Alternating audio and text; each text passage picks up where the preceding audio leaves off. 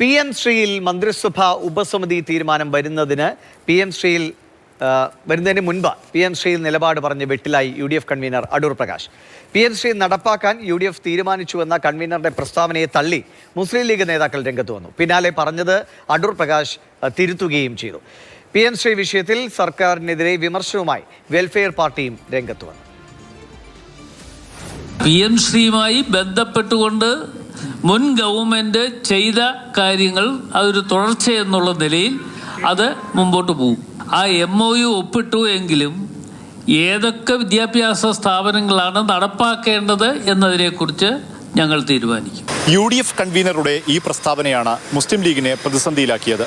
മന്ത്രിസഭാ ഉപസമിതി തീരുമാനം വരുന്നതിന് മുമ്പ് PM ശ്രീ പദ്ധതി നടപ്പാക്കാൻ UDF തീരുമാനിച്ചുവെന്ന കൺവീനറുടെ പ്രസ്താവനയിൽ മുസ്ലിം ലീഗ് നേതൃത്വത്തിൽ കടുത്ത അതൃപ്തിയുണ്ടായി. പിന്നാലെ PM ശ്രീ കരാറിൽ നിന്ന് പിന്മാറാൻ സംസ്ഥാന സർക്കാരിന് കഴിയുമെന്ന് കേന്ദ്രമന്ത്രി പാർലമെന്റിൽ നൽകിയ മറുപടി കൂടി പുറത്തു വന്നതോടെ ഇക്കാര്യത്തിൽ വിശദീകരണം നൽകാൻ മുസ്ലിം ലീഗ് നിർബന്ധിതമായി.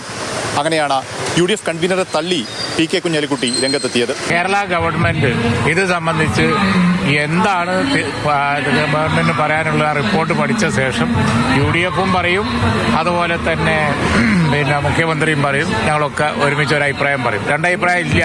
UDF യോഗത്തിന് ശേഷം നടത്തുന്ന പത്രപ്രവർത്തകർ ചോദിക്കുന്ന ചോദ്യത്തിന് അദ്ദേഹത്തിൻ്റെതായ ശൈലിയിൽ ഒരു മറുപടി പറയാലോ. പ്രസ്താവനയെക്കുറിച്ച് UDF കൺവീനറോട് തന്നെ ചോദിക്കണമെന്ന് പറഞ്ഞ് മന്ത്രി KM ഷാജിയും തടിയൂരി.